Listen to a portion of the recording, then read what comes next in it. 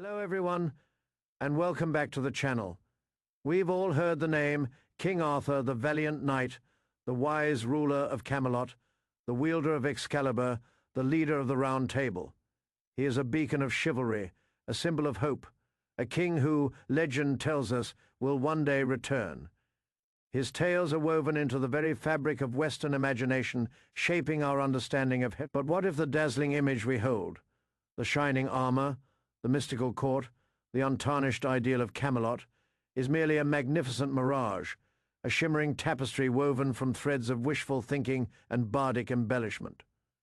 What if the king who conquered empires and united a fractured land was never truly a king at all, but something far more primal, far more brutal, and perhaps so today we embark on a perilous quest, not for the Holy Grail, but for the elusive, often brutal, truth behind the legend. We're going to dive deep into the mists of time, tearing back centuries of myth to ask a single profound question that has haunted historians and captivated dreamers for generations. Did King Arthur actually exist? And in doing so, we might just uncover a story far more compelling, far more visceral, and far more human than any fable. A story that speaks to the very heart of how legends are born and how they endure. Prepare to challenge everything you thought you knew about the once and future king. Imagine a world plunging into shadow, a land grappling with an existential dread. The mighty Roman Empire, once the iron fist of order that had held Britannia in its unyielding grip for nearly 4 centuries, had finally pulled back its legions in the early 5th century. It wasn't a sudden, cataclysmic event, but a slow, agonizing withdrawal, like a tide receding, leaving behind a land utterly exposed and vulnerable. The meticulously constructed roads, once arteries of power, began to crumble, overgrown by creeping vegetation. The grand villas, symbols of Romanitas, fell silent, their mosaics fading under layers of dust, their stones whispering forgotten glories. The vibrant cities, once bustling centers of trade and administration, decayed into ghost towns, their inhabitants scattering, seeking refuge in the hinterlands. This wasn't just a political vacuum. It was a societal collapse, a descent into an age so dark, so devoid of reliable written records, that historians still struggle to illuminate its contours. It was an era of profound psychological trauma, a severance from a perceived golden age of order and stability. The Romano-Britons, a people caught between the fading echoes of Roman sophistication and the resurgence of their ancient Celtic heritage, found themselves abandoned, disoriented, and utterly bereft of central authority. Into this gaping void, like a ravenous beast sniffing out weakness, surged new and terrifying threats. From across the cold, grey North Sea came the Saxons, the Angles, and the Jutes, fey Germanic tribes with iron in their blood, conquest in their hearts, and an insatiable hunger for land. Their longships, like predatory sharks, beached upon the eastern shores, disgorging waves of fierce, unyielding warriors, eager to carve out new kingdoms from the ruins of Roman Britain. They were not seeking diplomatic alliances or peaceful settlement. They were invaders, driven by a primal urge for territory and plunder. The native Britons, a patchwork of fragmented communities, some still clinging desperately to Roman customs, others reverting to older, more decentralized Celtic traditions, were ill-prepared for such a relentless onslaught. They were a people caught between worlds, facing an existential threat with no unifying banner, no central command, no leader powerful enough to stem the rising tide. It was a time of fire and sword, of desperate last stands and forgotten heroes, where every day was a fight for survival, and the future hung by a thread.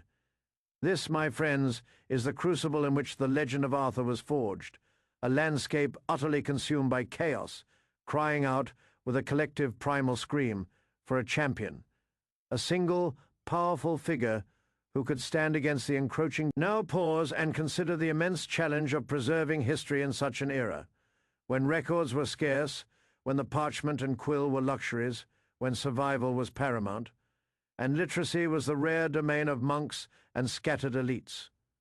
How would the story of a great leader, a national savior, be passed down?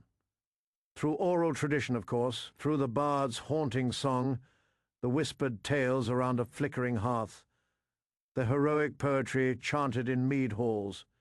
It's a powerful, primal way of transmitting memory, but also inherently and profoundly malleable. Each retelling, each generation, each new bard or storyteller could fay and would fay add a new layer, a fresh embellishment, shaping the narrative not merely to preserve the past, but to serve the immediate needs and aspirations of the present. Truth and necessity became inextricably intertwined. So where do we first glimpse anything resembling our legendary king in the historical record? The earliest and arguably most authentic contemporary account of this turbulent period comes from a British monk named Gildas. Writing in the mid-6th century, less than 100 years after the Roman withdrawal, his work De Excidio et Conquestu Britanniae, Fay on the Ruin and Conquest of Britain Fay, is not a history in the modern sense. It is a scathing sermon, a fiery jeremiad against the perceived sins of his countrymen, whom he blames with righteous indignation for the calamities befalling them. Gildas speaks, in vivid, mournful prose, of the desperate struggle against the Saxon invaders, a ceaseless tide of destruction. Crucially, he mentions a pivotal event, the Battle of Mons Badonicus, or Mount Badon, where the Britons achieved a great decisive victory, temporarily halting the Saxon advance and ushering in a period of relative peace, sometimes referred to as the Long Peace. This victory, Gildas insists, was orchestrated by a leader, a dux bellorum, a war leader or commander of... He describes this figure as the one under whom Ambrosius Aurelianus had been born. What an enigmatic phrase! It suggests that the dux bellorum was a successor to Ambrosius, a leader who continued the fight. But here's the deafening silence. The crucial omission: Gildas names no King Arthur. He names no Excalibur, no Round Table, no Merlin, no Camelot. He simply speaks of a military commander, a hero of necessity whose victory granted his people a generation of reprieve. This absence is truly profound. If a King Arthur, as we know him, fay a unifying monarch, a legendary figure of such magnitude fay, had indeed been leading the Britons in Gildas's time, surely this condemnatory monk, writing so close to the events, would have heralded him.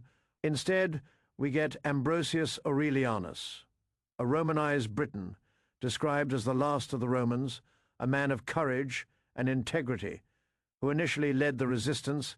Could Ambrosius, or Gildas's unnamed dux bellorum, be the kernel, the historical seed from which Arthur grew? It's a tantalizing possibility, a fleeting glimpse into the shadowy origins of a legend. A Roman name, a British fight, a beacon of hope in a darkening world, though not yet bearing the fabled name. Fast forward a couple of centuries, by the late 8th or early 9th century, another key text emerges, the Historia Brittonum, or History of the Britons, a compilation often attributed to a Welsh monk named Nennius. Though its authorship is debated, this chronicle and here, for the very first time, the name Arthur appears in a quasi-historical context. But again, not as a king. Nennius, like Gildas, recounts the fierce battles against the encroaching Saxons. He lists 12 specific battles fought by the Britons, culminating again in the victory at Mount Badon. And at the head of these forces, he explicitly names a leader of battles. The text famously states, though there were many nobler than himself, yet he was 12 times chosen as their commander and was 12 times victor. He carries the image of the Virgin Mary on his shield at Mount Badon, a detail that hints at Christian influence merging with older, indigenous traditions. This is not the regal figure of legend sitting on a throne in Camelot. This is a brutal, effective warrior, likely a chieftain of chieftains, a supreme military commander, a force of nature in a time of desperate survival.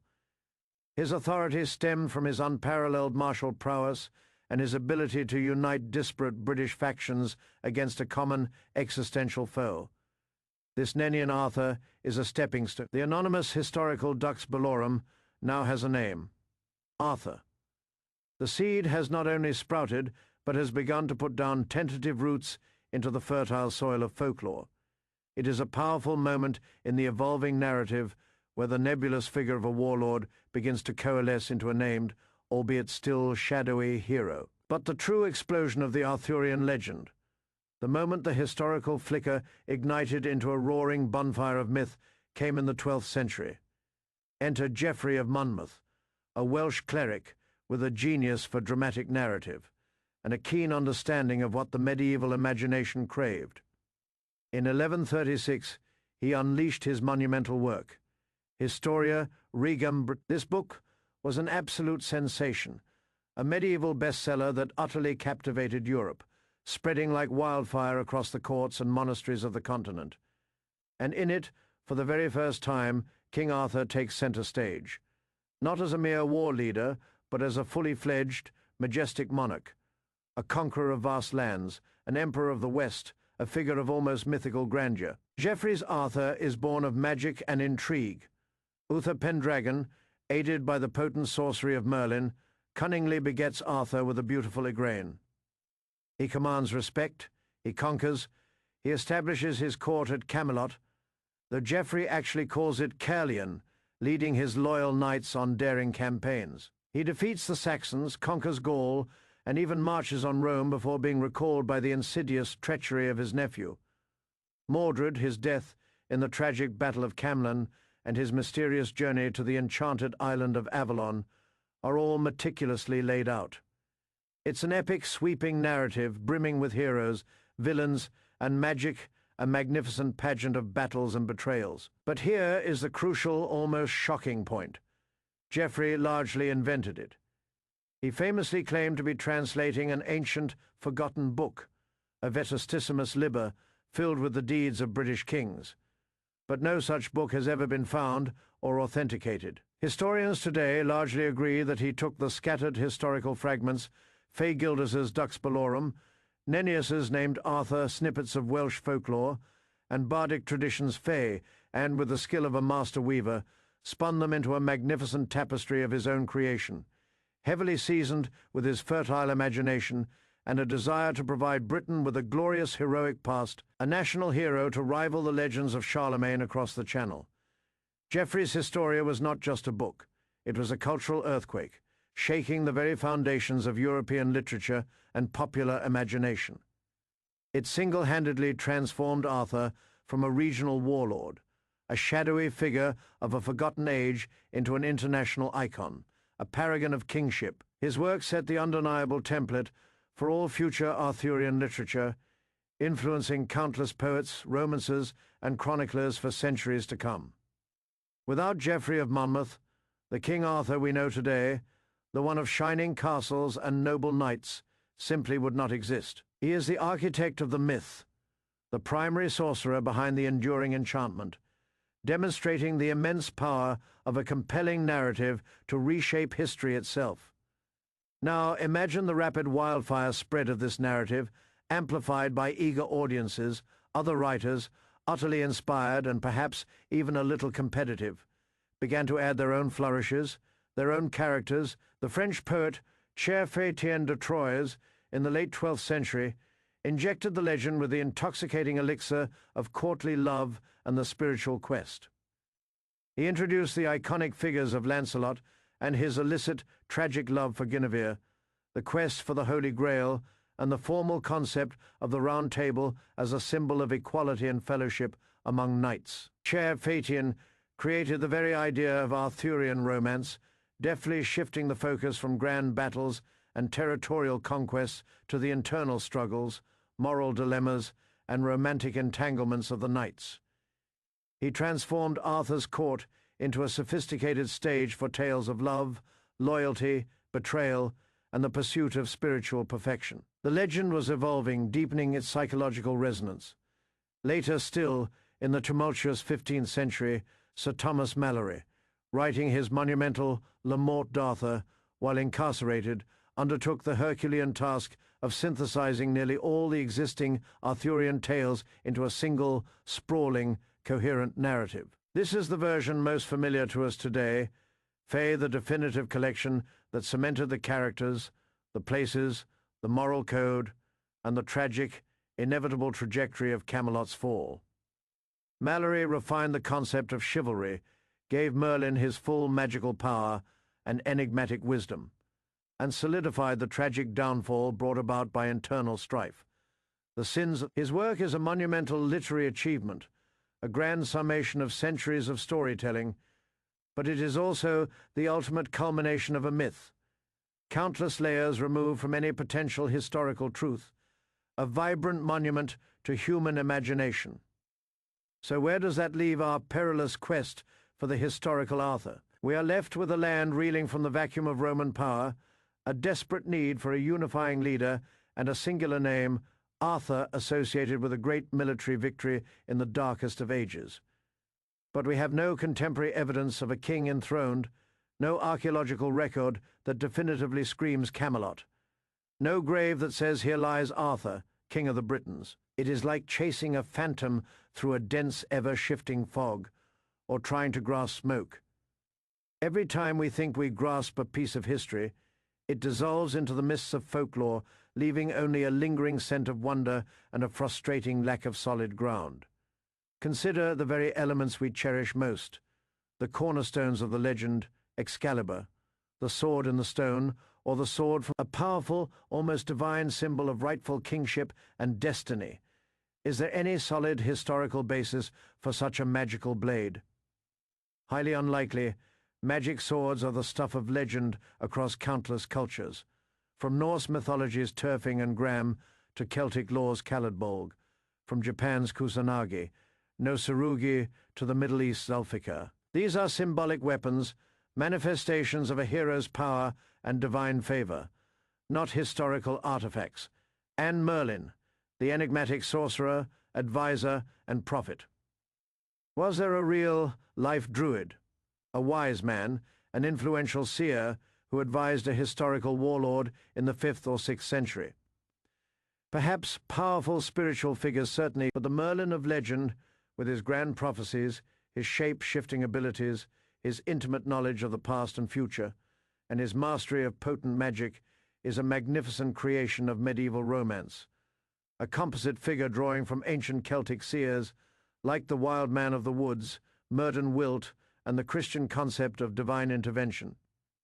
His presence elevates Arthur from mere warlord, the shining city on a hill, the heart of Arthur's glorious kingdom. Historians and archaeologists have scoured Britain for centuries, seeking its elusive foundations, Cadbury Castle in Somerset, an impressive Iron Age hill fort reoccupied and heavily refortified in the post. Roman era shows evidence of substantial earthworks and a powerful leader. Tintagel in Cornwall, a dramatic coastal stronghold, has unearthed pottery fragments suggesting high status occupation and trade with the Mediterranean world, fitting the image of a leader with significant resources. Caerleon in Wales, a former Roman legionary fortress, was specifically named by Geoffrey of Monmouth as Arthur's court. But none offer definitive, irrefutable proof. They merely provide the tantalizing, atmospheric stages upon which a great drama could have unfolded. They show us that strongholds existed, that powerful figures were present, that trade routes were maintained, but not necessarily the stronghold, or the figure, or the definitive court of a King Arthur. They are echoes, not confirmations. This is the central dilemma, isn't it? The sheer scarcity, the maddening ambiguity of reliable, contemporary documentation from this dark age. We are forced to rely on later accounts, often written centuries after the events they purport to describe, by authors with their own distinct agendas, whether it was to inspire national pride and unity, entertain a court of nobles, offer moral instruction, or simply crop. These narratives are not objective history in our modern sense. They are creative interpretations embellished and expanded over time, filtered through the cultural lenses of their respective eras. The further we get from the 5th and 6th centuries, the richer the legend becomes, and the harder it is to discern the historical grain from the mythical chaff. Yet, despite this historical elusiveness, the legend persists. What primal chord does Arthur strike within the human psyche that allows his story to endure through millennia, transcending borders and languages? Because Arthur is more than just a historical figure, more than a fictional character. He is an archetype. He represents the eternal human longing for order in times of chaos, the desperate hope for a return to justice when injustice reigns. He embodies the ideal of chivalry, the dream of a unified nation, the ultimate sacrifice for one's people. He is the Rex Quondam, Rex K Futurus, Fay the Once and future King Fay, a messianic figure, who will return in Britain's hour of direst need. A promise whispered through generations, this powerful symbolism transcends mere historical fact. People need Arthur. They needed him in the brutal era of the Anglo-Saxon invasions to give them strength and resolve. They needed him during the Norman conquest to provide a sense of indigenous British glory and resistance, and they need him still in times of uncertainty, crisis, and moral ambiguity as a touchstone for what is noble and true. The true genius of the Arthurian myth lies in its profound adaptability. It is not a rigid historical account, but a malleable narrative, a capacious vessel into which each successive generation can pour its own fears, its own aspirations, its own cultural values. Early Welsh bards likely focused on his prowess in battle and his leadership against the invaders. Medieval French romancers used him and his court as a framework to explore the newly emerging ideals of chivalry, courtly love, and spiritual quests, reflecting the values of their aristocratic patrons. Victorian poets, such as Tennyson, rediscovered him as a symbol of moral purity, imperial destiny, and the tragic consequences of human weakness. Even today, modern adaptations continue to strip away the magic to find a gritty historical warlord or infuse him with new magical realism, reflecting our own complex relationship with power, destiny, and the enduring human condition. So, if we meticulously peel back the accumulated layers, Fay Gildas's anonymous Dux Bellorum, Nennius's named warlord Arthur, Geoffrey's conquering king, Chiar Fatian's chivalrous hero, Mallory's tragic figure, Fay, what are we left with? Perhaps not a king in a glittering crown, but a warrior, a brilliant military strategist, a magnetic leader of men who, in the crucible of post-Roman Britain, rallied the fragmented Britons against an overwhelming tide of relentless invaders.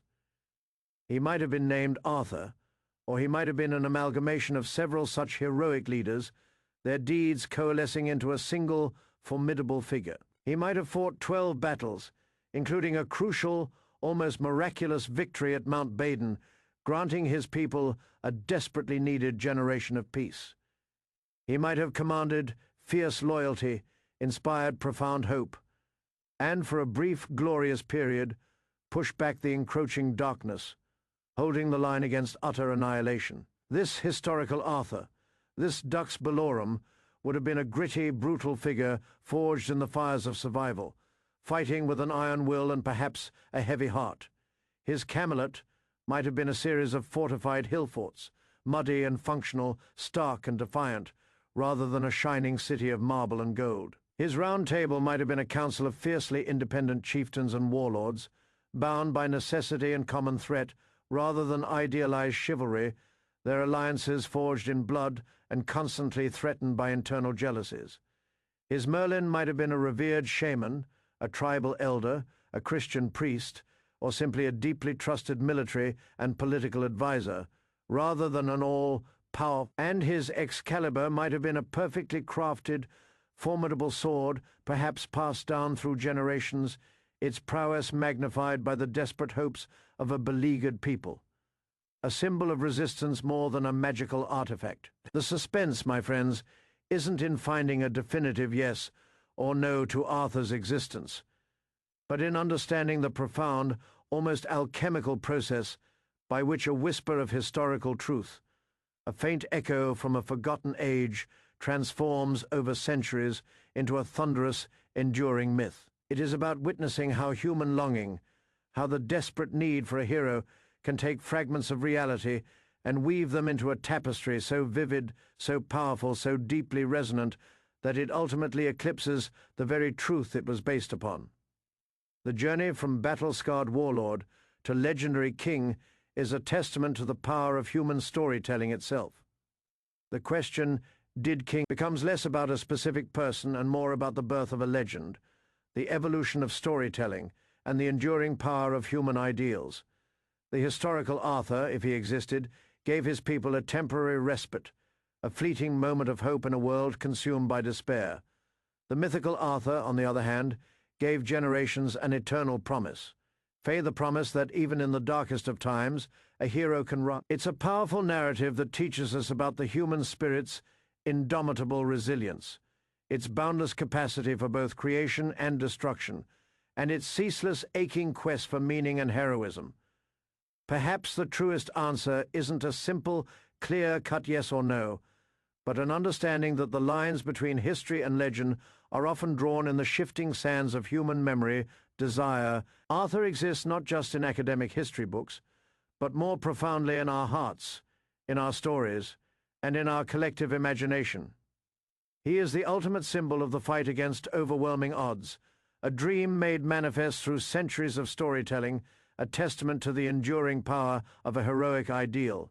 And in that sense, he is undeniably, eternally real. His legend, born from chaos, continues, even today, to inspire order, courage, and the unwavering belief that justice will one day return. That is all for today's video, friends.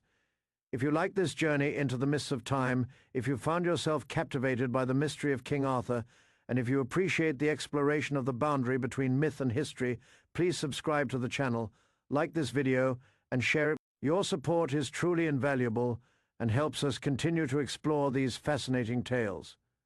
Thank you for watching, and we'll see you next time.